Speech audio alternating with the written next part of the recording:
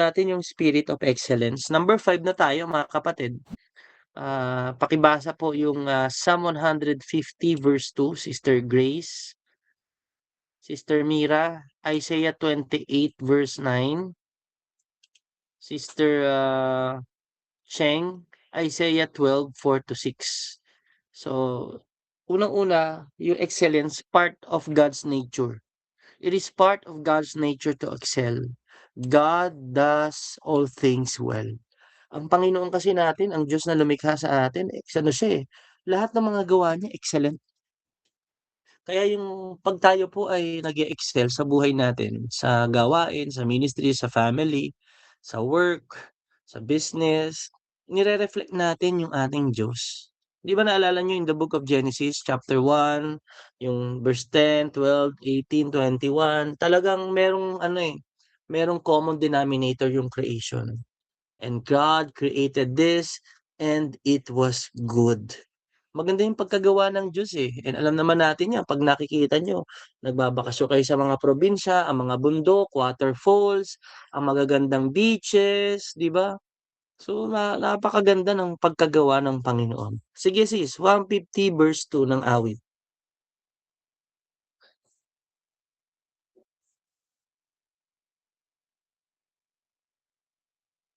Oo, sino pong reader natin? Hello, Pastor. Ano pong Yan sis. 152? Verse 2 sis. Wait, Salamat. wait lang po.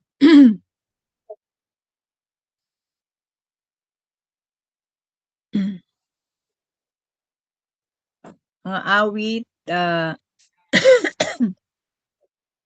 teka po.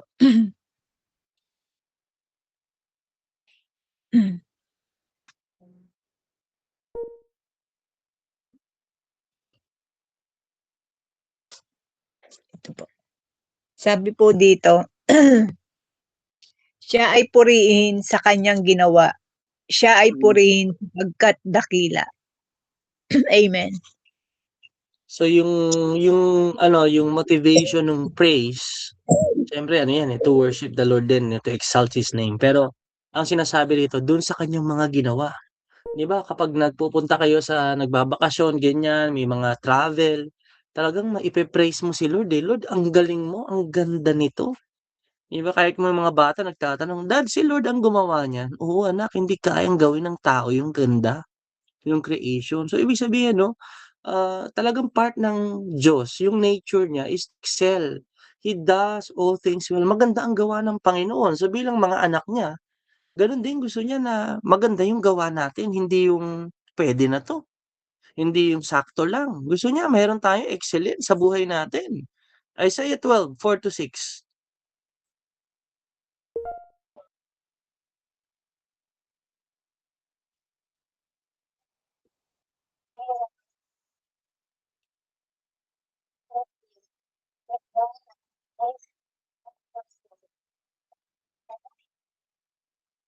Hmm, mm.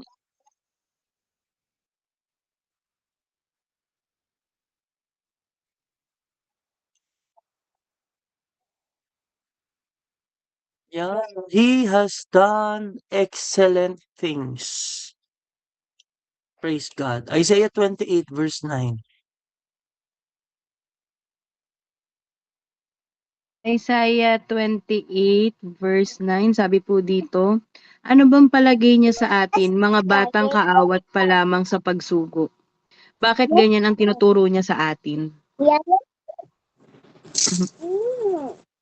Sa Isaiah 28 tayo sis, verse 29 pala, sorry. Okay Isaiah po. 28:29 ba 'yan? Apo, sige po. Isaiah 28:29, sabi po dito, ang kaalamang ito ay mula sa Panginoon ng mga hukbo. Napakabuti ng kanyang mga payo at kahanga-hanga ang kanyang kaalaman. Amen.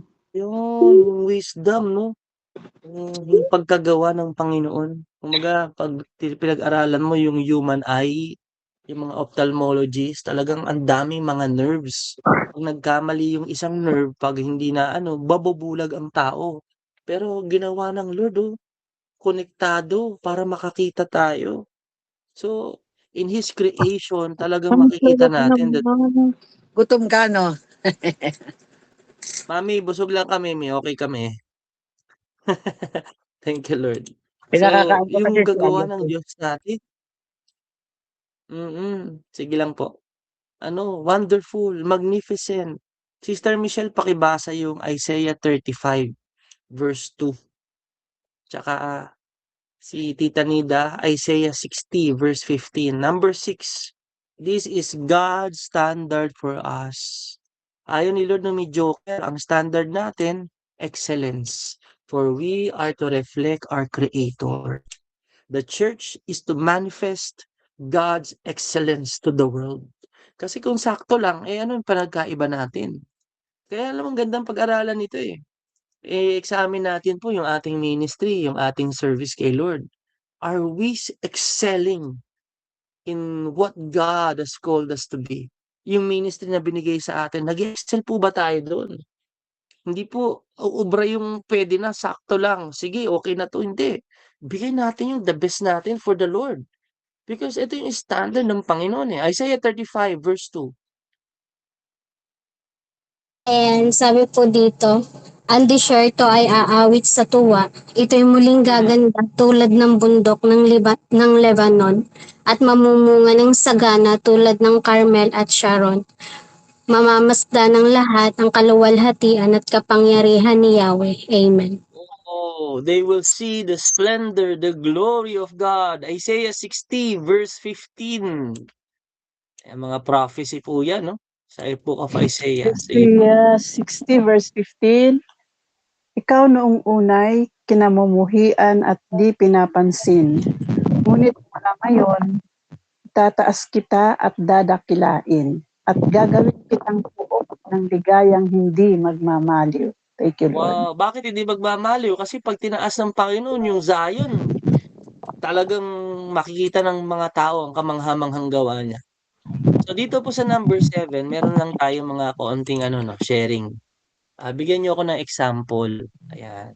There are many marks of excellence in the life of the believer. Sige, pag-usapan natin to ha. Lahat po tayo, mga kapatid mag-participate. Marks, ano ba yung mga marka na excellent? Paano ba tayo mag-excel dito? Sige. Sister Ruth, accuracy.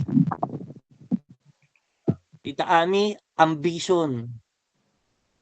Tita Nida, attentiveness. Sister Regine, carefulness. Sister Mira, commitment. Mami Ading, cooperation. Sister Michelle, cleanliness. Sister Noemi, conscientious. Sis Nobi, consecrated. Sis Lola, considerateness. Brother Huge, courtesy. Sis Ma, dedication. Sis Cheng, determination. Sister Grace, delegation.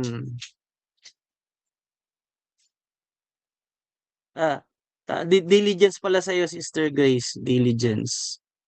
Ayan. Ninang Ellen, natawag ko na po. Nawala. Dito nakatingin kasi ako sa sa picture. Ito pa, meron pa pala. Ayan, si Ninang Ellen, paano ba tayo mag-excel in the area of discipline? Sige. Accuracy muna. Ano ba tayo dito bilang mga believer, leaders? Sige. Paano tayo mag-excel in our accuracy? Ano ba yung accuracy? Sige po. Sorry, Pastor, kakapasok ko lang eh. Kakagising ko lang. Sige. Babalikan kita, sis. Ambition. Sino sa ambition? Ako din, Pastor.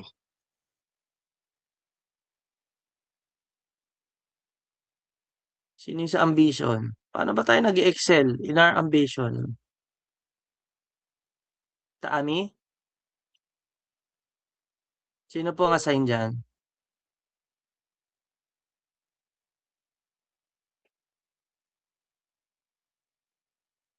Hello?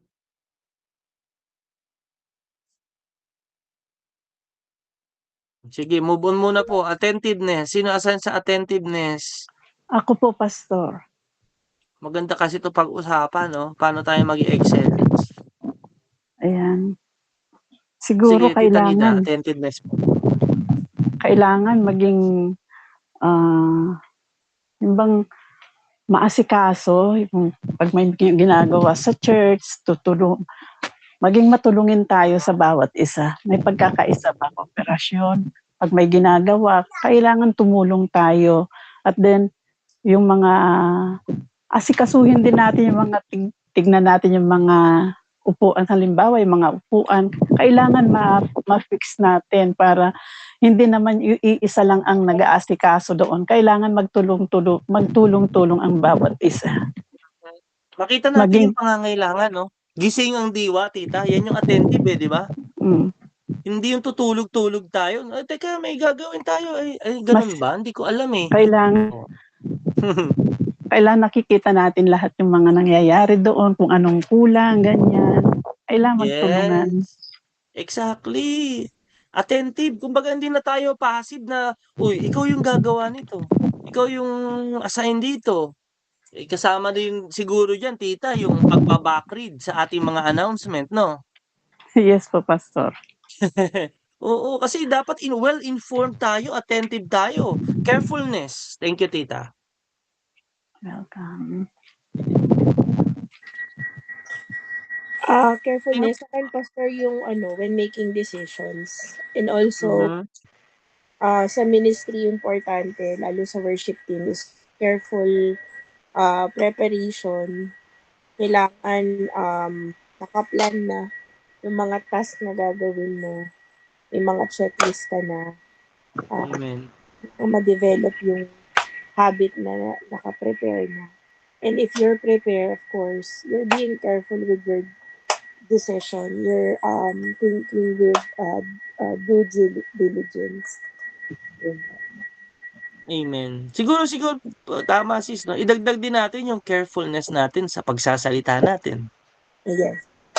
Paano tayo mag-respond sa mga tao? Yung mga words na binibitiwan natin, 'di ba? Lagi natin napag-uusapan na 'yan eh, yung biro, minsan offensive na talaga o hindi minsan, maraming pagkakataon. Kapag tayo ay nadara pa sa pagsasalita, dapat mas double ang ating pagiging careful. Kung tayo ay may record na naka-offend na tayo sa pamamagitan ng ating dila, dapat triple ang ating carefulness sa ating pagsasalita. Sige, commitment. Sino po sa commitment? Ayan, good evening po. Regarding naman po sa commitment, yun po, syempre po bilang isang tagasunod po ng ating Panginoon, kumbaga kahit po may mga pagsubok po, makikita pa rin po yung pagiging committed po sa pananampalataya. Kahit na parang, lalo na po sa prayer po natin, kahit na marami po tayong prayer po na hindi pa po nasasagot, continuous pa rin po yung pagiging committed natin sa paglilingkod, sa panalangin, na kahit na hindi natin alam or hindi natin nakikita na kumikilos ang Lord, kumbaga patuloy pa rin po tayo sa paggawa. Ayan, tapos ginagawa rin po natin yung mga katungkulan natin bilang isang mananampalataya kahit na parang dumadating tayo sa point na nawawalan tayo ng gana. At the same time, yung pagiging committed din po natin kahit na natetest po yung faith po natin, na nandun pa rin po yung paggawa po natin ng devotion, prayer, pag-attend po sa mga gawain, ayan, sa mga teaching, sa mga lesson po. Tapos kailangan din po sa pagiging yung being commitment is kumbaga makikita pa rin po yung consistency sa action po natin kahit na kahit na walang anong tawag doon? Kahit na wala siyang palakpak ng ibang tao. Kumbaga, naglilingkod tayo dahil committed tayo dun sa purpose po natin. Yun po. Thank you, Lord. Well said, sis. Commitment, kumbaga, whatever it takes, tuloy. Di ba? Gawain yung pinapagawa sa iyo ng Panginoon. Salamat. Cooperation. Paano ba tayo nag-excel sa pagko-cooperate? Para maging mag-excel ka sa pagiging cooperative. Dapat lagi kang willing to work together sa mga tinatawag natin na mga gawain sa loob ng simbahan. Yan. Laging dapat lagi tayong available sa mga ganon na hindi na Oo, tayo tama. hindi tayo lagi naghihintay na tawagin pa. Tayo na mismo. Kasi nga sabi para ang lahat ay maging maayos, lalong-lalo na pag may mga certain goal, dapat lagi tayong nandoon at nakikibahagi sa gawain. Maganda yung available, mami, ah. Mm. Mahirap mag-cooperate kung di tayo available. Yes. Yeah, praise God. So yung cooperation siguro ang dadagdag ko rito, mga kapatid, no? Yung kaya mo namang gawin, 'di ba? Kahit hindi yun yung area of your ministry, kasi gusto mong ma-improve eh. O sige, ako na 'yan, 'di ba? You are willing to work with anybody. Wala tayong pinipili. Siguro mag-excel tayo na kahit sinong kasama natin, kaya nating mag-serve. Pwede ba 'yon? Kahit sinong kasama. Amen? Hindi tayo namimili. Yes. Yes. Parang hindi nag-amen yung iba. Yes. Yeah, cooperation. Amen. Kasi ang mindset natin, ang focus, hindi yung mga kasama natin eh. Hindi matupad, magawa natin yung pinapagawa sa atin ng Panginoon, yung mission. Cleanliness. Oh, sige nga. Sino sa cleanliness? Amen. Ayan, thank you, Lord. As a servant of the Lord po, hindi lang to outer purity. Kasama po dito yung inner natin. Kasi syempre, Mm. sa stewardship, makikita sa atin yung bunga at bunga ng banal na espiritu. So, pinakamahalaga sa atin is yung puso kasi kung ano yung nasa puso, yun din yung lumalabas sa ating mga bibig. So, kailangan malinis yung puso natin sa paglilingkod sa ating Panginoon.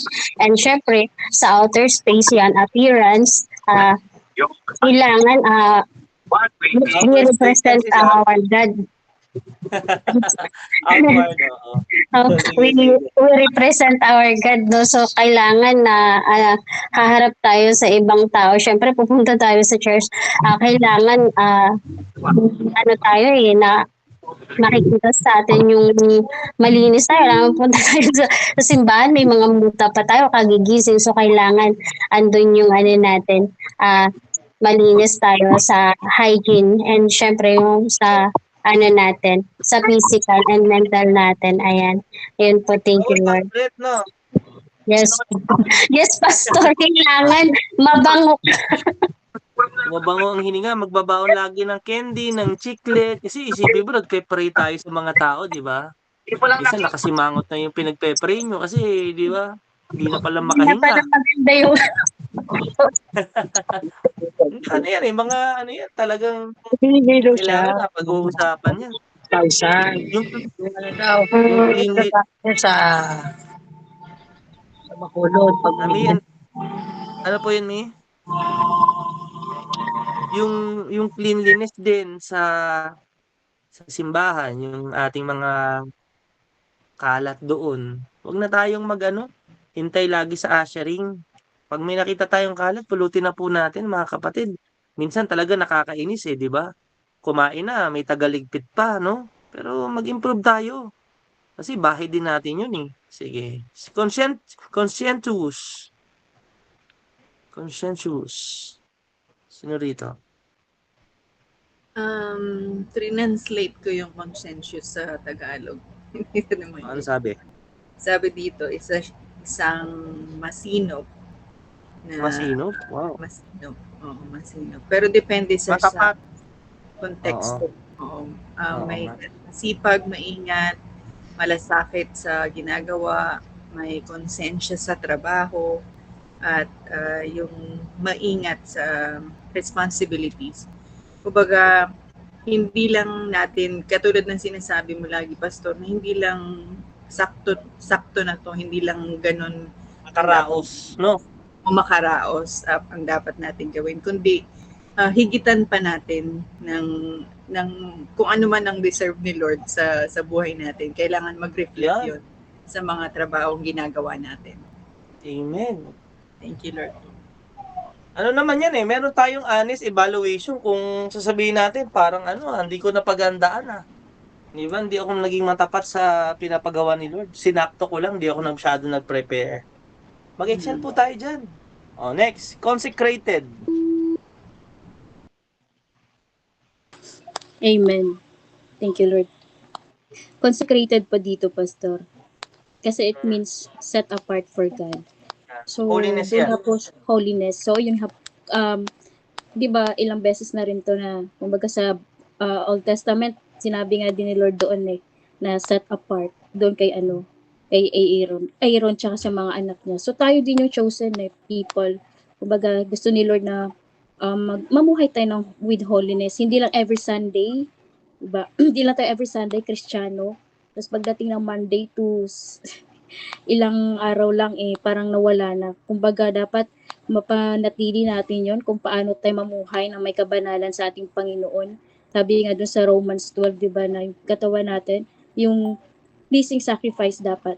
Yung ating buhay ibigay natin sa ating Panginoon, maging ating isipan, ang ating puso, dapat banal, mamuhay tayo na may kabanalan. Kapag narurumihan yung isip natin, magpahugas agad tayo sa salita ng ating Panginoon, yung Word of God, magbasa tayo. Kapag nagkakasala tayo, talagang humingi tayo ng sorry agad, huwag na natin patagalin pa yun. So, dapat tayo mag-excel talaga doon. Kasi madali pong marumihan yung buhay natin, yung puso natin kapag kami naririnig tayo. Kaya dapat sa lahat ng areas ng buhay natin, dapat holy tayo, hindi lang po every Sunday. Thank you, sis. Ayan, salamat sa consecrated, no? Yung ating buhay na hindi tayo makitang makamundo. Nag-uusap lang kami ni Sis Bel yung sa mga nakaraan, sa mga nangyayari sa buhay namin, no?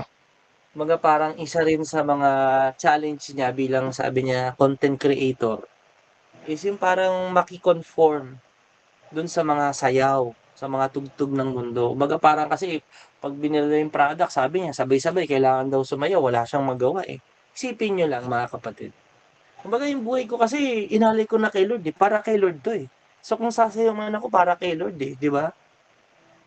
Anong maiisip nyo? Anong mapapasok sa isipan nyo? Kapag siyempre, si Pastor andyan.